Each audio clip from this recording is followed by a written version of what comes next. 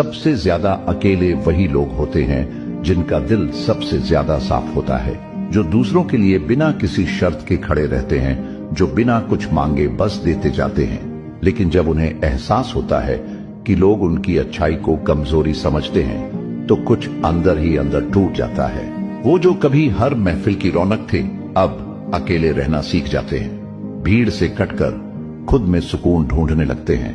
अकेले सफर करना, अपनी ही दुनिया में सिमट जाना, ये उनकी नई आदत बन जाती है। क्योंकि जब दिल बार बार टूटता है तो खुद को बचाने का बस यही एक तरीका बचता है। लेकिन इंसान कब तक खुद से भाग सकता है?